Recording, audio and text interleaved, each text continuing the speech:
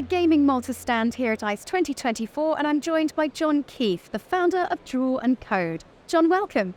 Hello, thank you. Tell me, John, the iGaming industry has been sort of flirting with the potential of emerging technologies like AR and VR for quite some time now. But do you think that we're getting to a point where affordable devices are going to make these technologies more implementable, as it were, into casino and sportsbook products? Yeah, it's a great question, and it has been quite a while. Like we've been talking about these technologies. I think we're getting closer. I don't think we are all the way there. The exciting kind of news this week has been Apple coming to the market with their headset.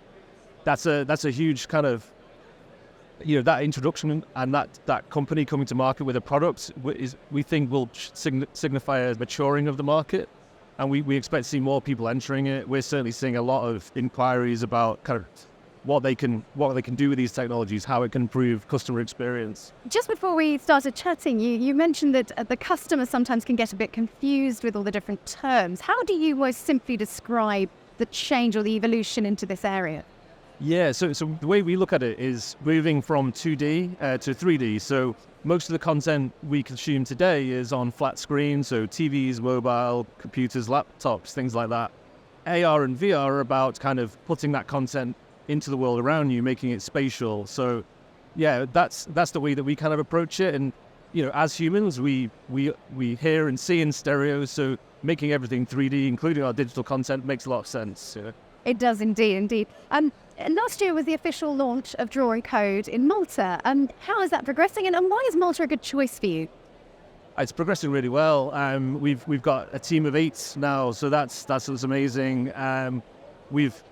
We chose Malta partly. We were looking at the kind of post-Brexit climate. We wanted to kind of do more work in Europe.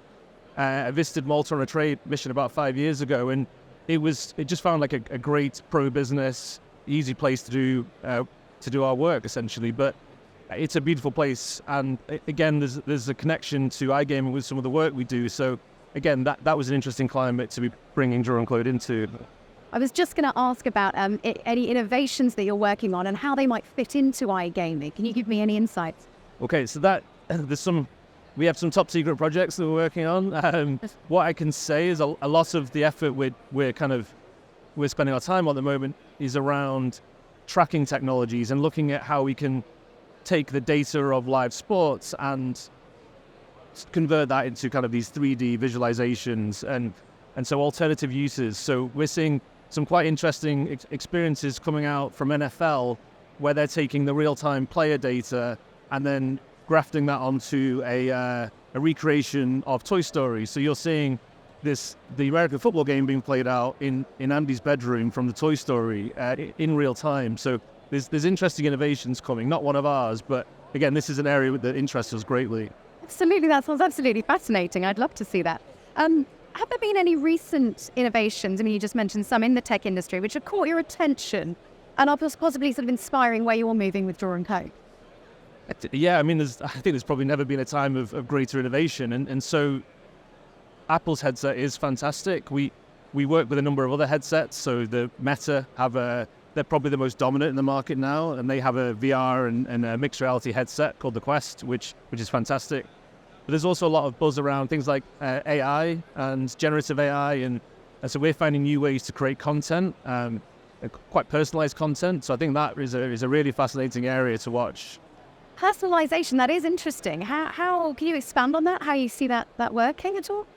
Yeah, so I think kind of at the moment, experiences are designed kind of pretty generically for everybody. The thinking is that the more of your interest we can bring in and the more relevance to the content, then the more engaged players and consumers will be. So yeah, that's something that we've been seeing as a major trend recently. It's really interesting. You might have heard that Gaming Malta have launched their Respect campaign, which is all about setting the record straight, basically, about the iGaming industry and trying to debunk the myths and champion the facts.